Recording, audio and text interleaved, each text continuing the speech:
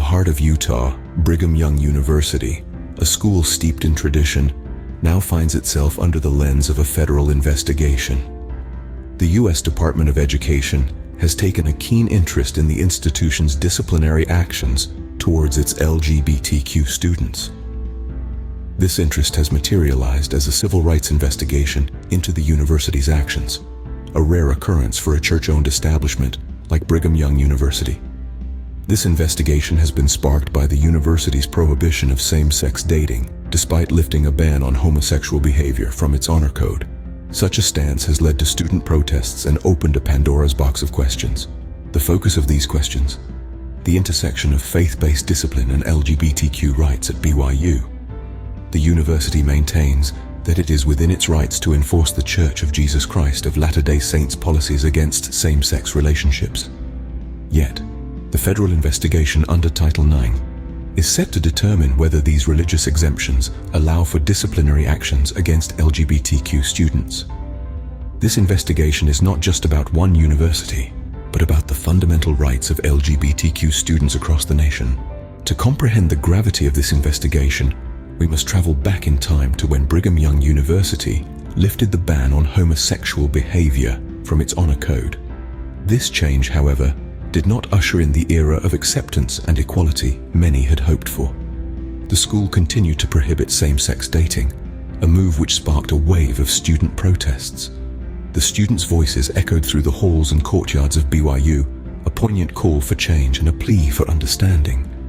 Yet the university remained steadfast in its stance.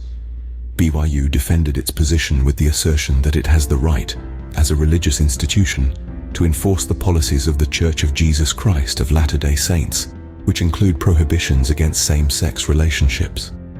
This stance, while legally complex, has only served to fuel the fire of the student-led protests. Despite the removal of the ban, the struggle for acceptance and equal rights for LGBTQ students at BYU continues. The echoes of their voices, their calls for change, reverberate through the university, pleading for a future where all students can love freely and without fear. Fast forward to the present day, where the investigation under Title IX is underway. The core of this investigation is a singular question, a question that could have far-reaching consequences.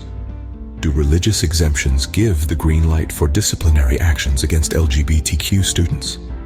The answer to this question isn't just about Brigham Young University or the Church of Jesus Christ of Latter-day Saints. It carries a weight that stretches far beyond the boundaries of this one institution. We're talking about a potential ripple effect that could touch every religious educational institution in the country. Imagine for a moment, if the investigation concludes that these exemptions do not allow for such disciplinary actions. This could mean a seismic shift in the way religious institutions approach and treat their LGBTQ students. It could signal a significant step towards inclusivity and equal rights. On the flip side, if the investigation finds the opposite, it could strengthen the hand of these institutions to continue their existing policies, creating a further divide between faith-based discipline and LGBTQ rights.